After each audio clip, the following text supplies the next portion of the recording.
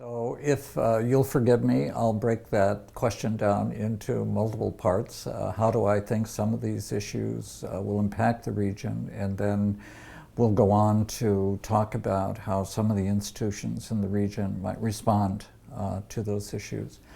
I'd like to talk about three things in this context. One is the study of globalization in and of itself. There are many, many ways to do this, and we have found in university curricula that two things are happening. In American institutions, for example, we did a survey in 2004, I think it was.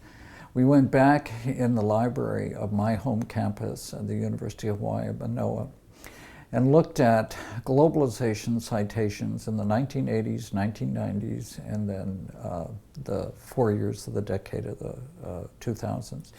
And what we had discovered is that it was an exploding subject matter.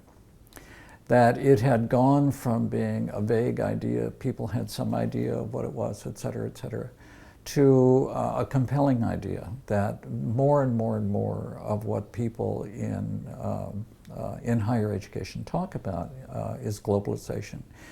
And as I suggested earlier, what they mean by that is many, many different kinds of things. So what we have tried to do in looking at higher education within Southeast Asia is to say, what are some of the different components of globalization as it affects higher education? And in this context, let me just talk about a couple.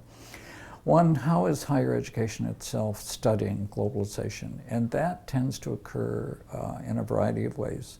In the United States, we have seen from actually the middle of the 1990s into the current region, or the current period, a significant increase in the number of what we would call global studies programs.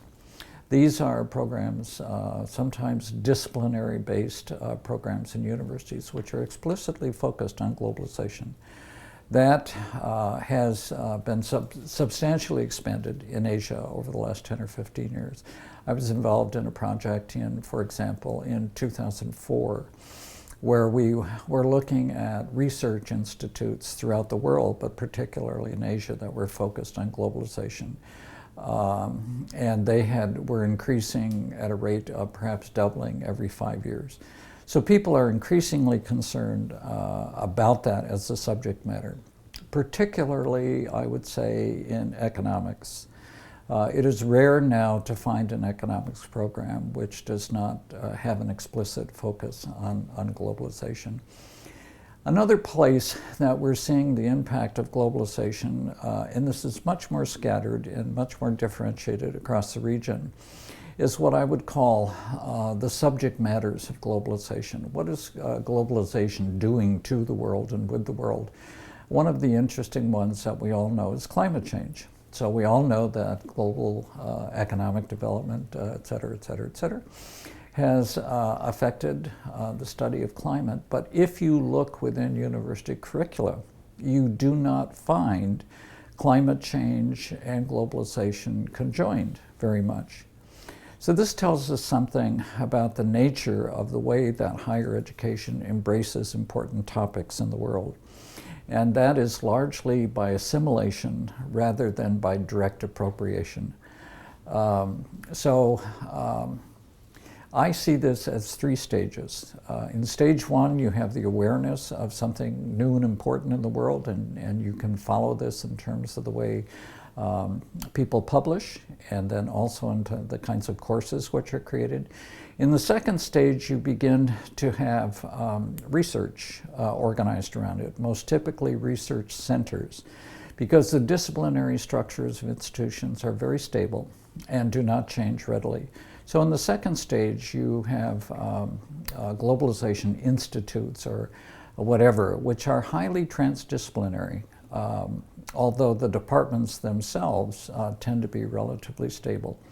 In the third level, what you have is what I would call the permeation of the institution with the notion. And in this case, what you find is that more and more courses are being offered, and what I would call the vernacular of a discipline changes to accommodate these kinds of things. Having said that, the focus on globalization, which is most immediate throughout the region and indeed throughout the world, is to discuss the relative importance of the employability of graduates of higher education, and then to recognize that the degree to which that this is true in a given area, in a given country, in a given region, whether that be Southeast Asia, Thailand, Bangkok, has to do with the way in which the global economy is presenting in that region. Which industries are rising, which industries are declining, et cetera, et cetera, et cetera. So for higher education in general, globalization has had an impact on the way in which higher education institutions perceive their interests in creating pathways for their graduates to engage the global economy.